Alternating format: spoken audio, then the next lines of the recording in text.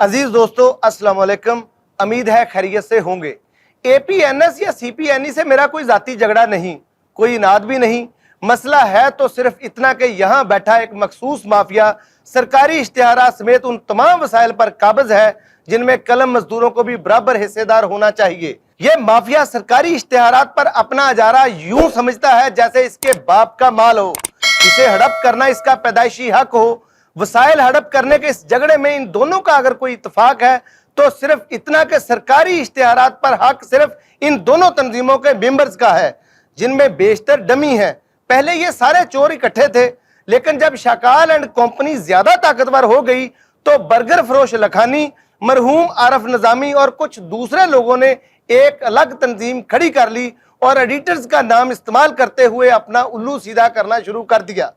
चूंकि check and balance कोई नहीं, सो वसाइल की लूट मार के इस खेल में जिसका जहां दाव चलता है वो वहीं से उतना ही लूट लेता है। ये दोनों नाम नहाद तंजीमें SCCP में रजिस्टर नहीं।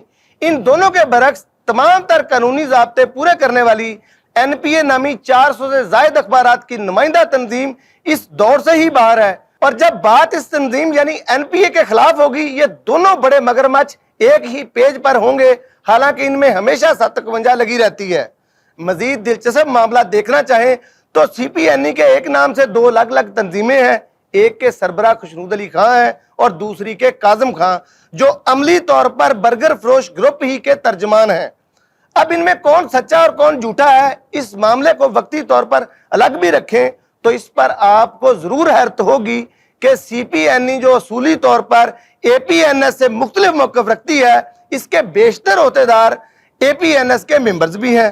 खुशनूद अली खां साहब की CPNE के बाज़ अरकान तो APNS के अहम ओहदेदार भी हैं।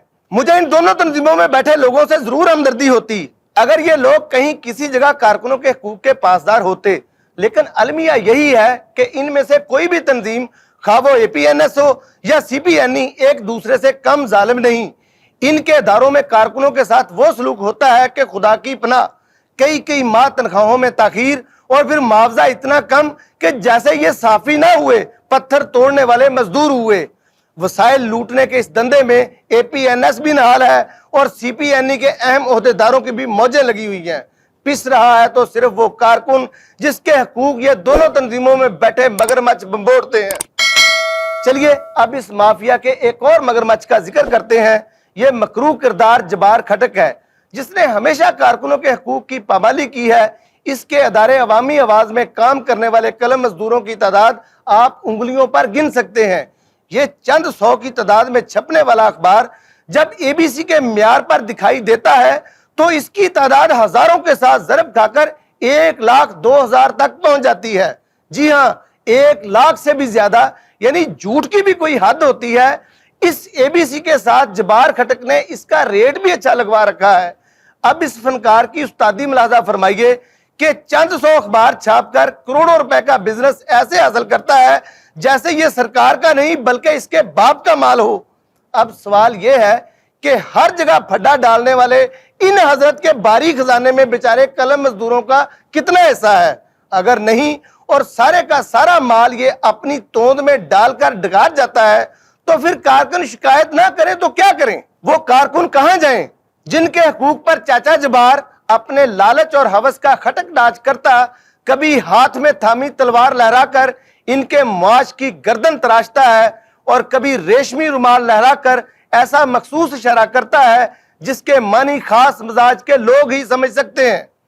अब सिंध हुकूमत हो या मरकज में मसनद इक्तदार पर बैठी हुकूमत, मेरा दोनों से सादा सा सवाल है कि आखिर आप ऐसे लोगों पर इतना मेहरबान क्यों हैं जो एक जानब तो चंद 100 अखबार छापकर कीमती इश्तिहारात की दिहाड़ी लगाते हैं तो दूसरी जानब इनके इदारों में कलम मजदूरों का रिज्क भी जुड़ा हुआ नहीं। आखिर क्या वजह है कि ऐसे गिदों को सरकारी खजाने पर पालना जरूरी है?